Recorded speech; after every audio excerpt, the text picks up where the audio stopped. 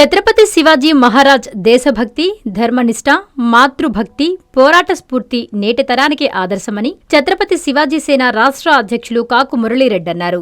భారతీయ కాలమానం ప్రకారం జ్యేష్ఠ శుద్ధ త్రయోదశి నాడు ప్రతి ఏడూ జరిపే హిందూ సామ్రాజ్య దినోత్సవాన్ని శివాజీ సేన ఆధ్వర్యంలో నెల్లూరులో ఘనంగా నిర్వహించారు.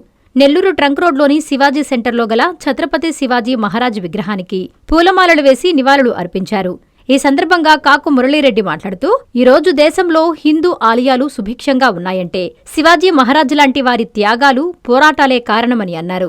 సర్వజన సుఖినోభవంతు అని అందరి మేలు కోరుకునే ధర్మం సనాతన హిందూ ధర్మమని, అటువంటి ధర్మాన్ని కాపాడుకోవాల్సిన బాధ్యత నేటి సమాజంపై ఉందని తెలియజేశారు.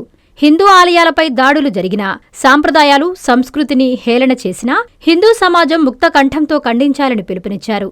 ఈ కార్యక్రమంలో శివాజీ సేన నాయకులు రూపినేని విజయ్, సతీష్ చంద్రబాబు, హర్షవర్ధన్, మధురెడ్డి, పెరుమాళ్, రాజశేఖర్ నాయుడు, కనగలూరు స్వామి, కుంకు బాలాజీ, శ్రీను, శ్రీనాథ్, మోహన్, భాగ్యరాజు, బాలుస్వామి, కెవి సుబ్రహ్మణ్యం, సంతానం కళ్యాణ్, సొల్లేటి వెంకటేశ్వర్లు, రాజా, పవన్ తదితరులు పాల్గొన్నారు. हारा हारा जय बोलो हिंदू हृदय सम्राट छत्रपति शिवाजी महाराज के जय बोलो सुविशाल हिंदवी स्वराज्य व्यवस्थापक छत्रपति शिवाजी महाराज के अंदरिकी जय श्रीराम।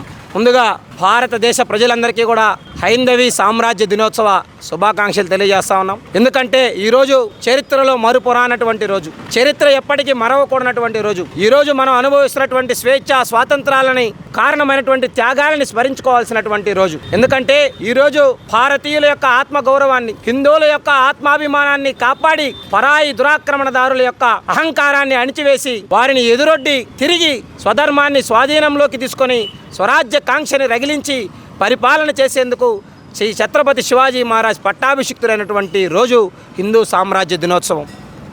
ఏదైతే భారతీయ కాలమానం ప్రకారం జ్యేష్ఠ శుద్ధ త్రయోదశి, జ్యేష్ఠ మాసంలో వచ్చేటువంటి శుద్ధ త్రయోదశి నాడు జరుపుకునేటువంటి తిథి ప్రకారం ఈ హిందూ సామ్రాజ్య దివాస్ అనేక త్యాగాలను గుర్తు చేస్తుంది, అనేక పోరాటాలను గుర్తు చేస్తుంది. ఈరోజు కాదు, దాదాపు 400 ఏళ్ల క్రితమే ఈరోజు మనం అన్ని వస్తువులు ఉన్నా కొన్ని పనులు చేయలేనటువంటి పరిస్థితి ఉంది. మరి ఆనాడు విద్యుత్ వెలుగులు లేవు, వస్తువులు లేవు, కొండల్లో తిన్నారు, తినలేదు, అనేక పోరాటాలు, రోజుల తరబడి ఆహారం లేకపోయినా స్వధర్మం కోసం పట్టు వదలనటువంటి పోరాట స్ఫూర్తిని కనబరిచినటువంటి అనేక మంది ఛత్రపతి శివాజీ మహారాజ్, ఛత్రపతి సంభాజీ మహారాజ్ లాంటి అనేక మంది వీరుల యొక్క గాథల్ని ఈరోజు మన బిడ్డలకు చెప్పాల్సినటువంటి పరిస్థితి.